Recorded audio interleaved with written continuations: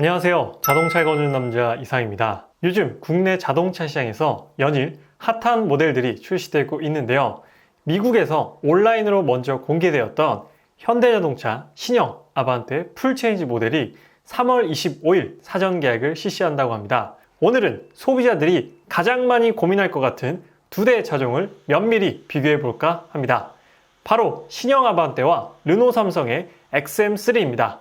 아니, 세단과 SUV는 완전히 다른 장르인데 어떻게 비교가 된단 말이야 라고 하실 수 있겠지만 가격대도 비슷하고요. XM3는 르노 삼성의 SM3가 단종이 되고 그 포지션까지 어우르고 있는 모델이기 때문에 소비자들이 충분히 동일 선상에 놓고 비교해 볼 수 있는 차종입니다. 그렇다면 지금부터 신형 아반떼와 르노 삼성 XM3는 어떤 특징과 매력을 가지고 있는지 저 자동차에 거주는 남자와 함께 살펴보시죠. 먼저 신형 아반떼 풀체인지의 특징을 살펴보겠습니다. 3월 25일에 사전 계약이 실시되고요. 4월 7일에 공식 출시된다고 합니다. 엔진은 스마트 스트림 1.6 MPI 엔진과 1.6 LPI 엔진이 선출시되고요. 6월에 아반떼 하이브리드와 고성능 1.6 터보 N라인이 출시될 예정입니다. 그리고 신형 소나타에 이어서 3세대 통합 플랫폼이 적용되었는데요. 내연기관과 하이브리드 그리고 전기차까지 모두 어우를 수 있는 플랫폼이 바로 3세대 플랫폼이죠. 이어서 르노 삼성 XM3와 비교해서 신형 아반떼의 차이나는 클래스에 대해서 말씀드리겠습니다. 아무래도 신형 아반떼가 XM3를 염두에서 플랜을 짜지 않았나 싶을 정도로 막강한 능력을 갖추고 있는데요. 첫 번째로는 4가지의 다양한 파워트레인 구성입니다.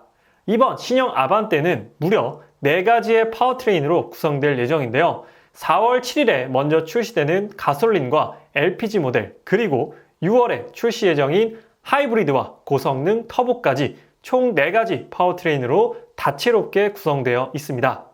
두 번째는 기본으로 탑재되는 향상된 안전 기능입니다. 신형 아반떼에 적용되는 안전 사양들이 정말 타의 추종을 불허하는데요. 차로 유지 보조, 교차로 대항차가 포함된 전방 충돌 방지 보조, 후측방 충돌 방지 보조까지 이 안전 사양들이 모두 기본 적용이라고 합니다. 동급에서는 절대 찾아볼 수 없었던 혜자스러운 안전 기능인데요. 정말로 놀라운 부분이라고 생각됩니다. 마지막 세 번째는 동급 최고의 첨단 편의사항입니다. 10.25인치 듀얼 파노라마 디스플레이와 무선으로 연결 가능한 안드로이드 오토 그리고 애플 카플레이, 이건 정말 오너 입장에서는 아주 유용한 기능입니다. 그리고 스마트폰을 이용한 디지털 키 기능까지, 이건 2세대 플랫폼을 사용하고 있는 신형 그랜저에도 없는 기능인데 아반떼 풀체인지에 적용된다고 하니 보면 볼수록 놀라운 옵션 패키징입니다. 다음으로는 신형 아반떼와 르노 삼성 XM3의 파워트레인을 비교해 드리겠습니다. 앞서 말씀드렸다시피 신형 아반떼는 다채로운 파워트레인으로 출시했는데요. 가솔린과 하이브리드, LPG, 그리고 고성능 터보 라인업으로 구성되어 있습니다. 이에 반해 XM3는 가솔린 2종만 출시가 된 상태죠. 추후에 XM3 또한 LPG 모델과 하이브리드 모델을 염두하고 있다고 하는데요. LPG 모델은 기존의 르노 삼성이 잘 해오던 부분이기 때문에 곧 출시될 가능성이 높아 보이지만 하이브리드 라인업은 올해 과연 출시될지는 의문입니다. 출력을 한번 살펴보면 아반떼 1.6 LPI와 XM3 1.6 GT는 거의 동일한 스펙을 가지고 있습니다. 차이가 발생하는 부분은 하이브리드와 터보 엔진인데요. 아반떼 1.6 하이브리드는 140마력의 26.9토크, XM3 TC260 1.3 터보 엔진은 152마력의 26토크를 발휘하고 있습니다.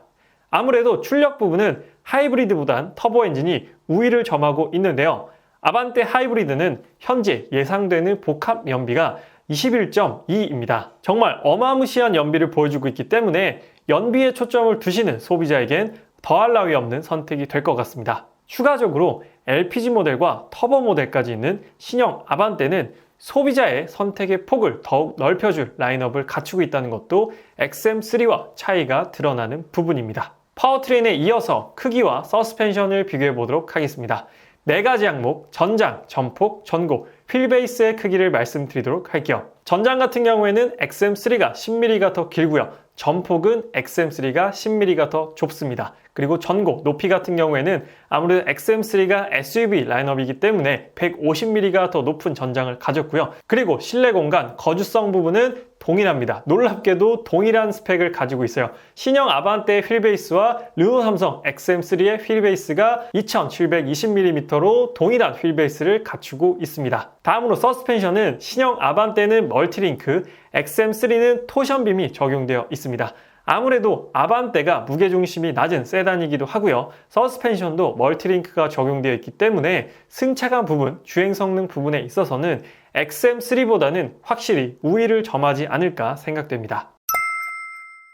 다음으로는 신형 아반떼와 르노 삼성 XM3 안전사양을 비교해서 말씀드리겠습니다. 제가 이 표를 제작하면서 가장 놀랐던 부분은 아니 준중형 차에 이렇게나 많은 안전기능이 있구나 하면서 정말 놀랐는데요. 국산 준중형 클래스가 정말 어마어마해진 것 같습니다. 신형 아반떼와 XM3 두 차종 모두 정말 다양한 안전사양을 탑재하고 있는데요. 차이가 나는 부분 위주로 설명드리겠습니다. 일단 앞차와 충돌을 방지해주는 전방 충돌 방지 보조 기능에서는 두 차량 모두 차량, 자전거, 보행자까지는 인식을 하나 신형 아반떼는 추가적으로 교차로 대항차까지 인식합니다. 신형 그랜저에도 적용된 안전 기능인데요. 교차로에서 갑자기 튀어나오는 차량까지 인식해서 충돌을 방지해 주는 것이죠.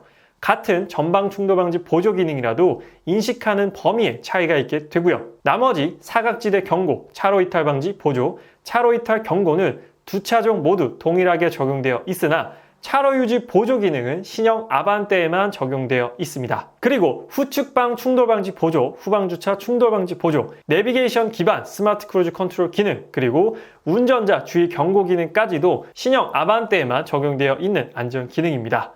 정말 안전 기능을 이 정도로 넣어줘도 되나 싶을 정도로 많은데요. 물론 옵션 사양으로 추가를 해야만 선택 가능한 안전 기능들도 포함되어 있습니다. 르노 삼성 XM3도 결코 적지 않은 안전 기능인데요. 신형 아반떼가 좀 너무했네요. 너무 많이 넣었어요. 물론 소비자 입장에서는 정말 반가운 부분인 것 같습니다. 다음으로는 신형 아반떼와 XM3 편의사항에 대해 말씀드리겠습니다.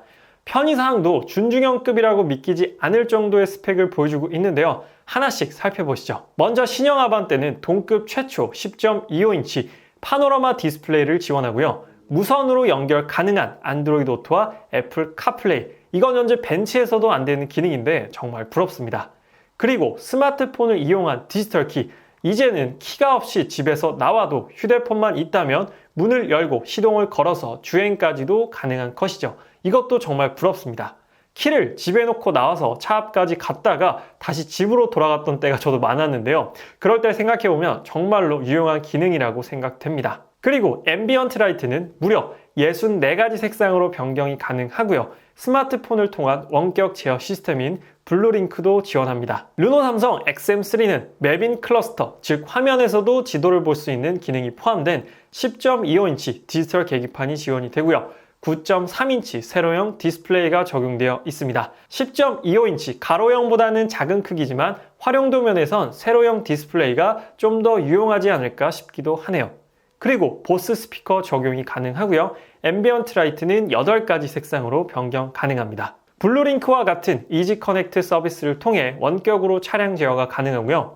513리터의 동급 최대 트렁크 용량을 가지고 있습니다. 이 부분은 절대 아반떼가 우위를 점할 수 없는 SUV만이 가진 특징입니다. 마지막으로 신형 아반떼와 르노 삼성 XM3가 가지고 있는 각각의 매력에 대한 개인적인 생각을 말씀드려볼까 하는데요.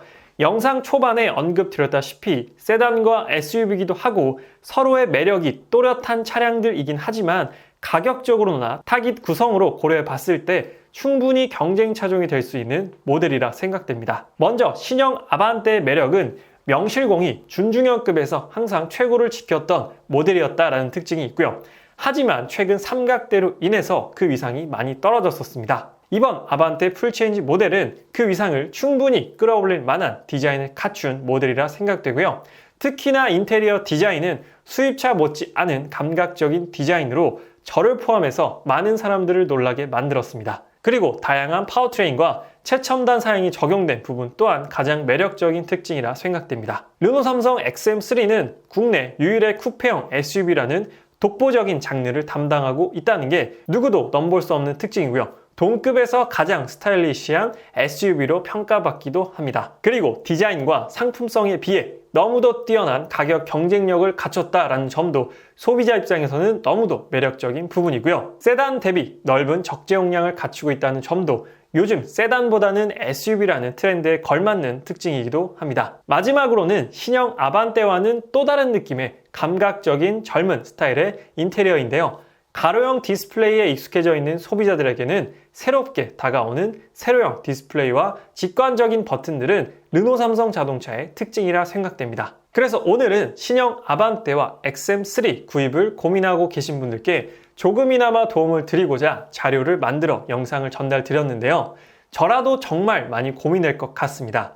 두 차량 모두 너무 잘 나왔고요. 너무나 매력이 또렷한 모델이기에 정말 막상 구입하려고 한다면 결정장애가 올 만한 선택권인 것 같습니다. 소비자 입장에서는 이렇게 매력적인 차들이 많이 나온다는 것은 충분히 반가운 부분이라고 생각이 되고요.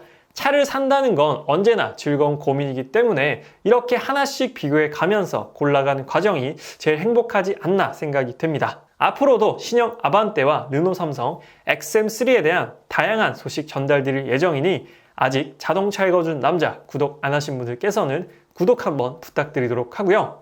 다음 리뷰는 아반떼 하이브리드에 대한 내용으로 찾아뵙겠습니다. 오늘 리뷰는 여기서 마치도록 할게요. 지금까지 시청해주셔서 감사합니다.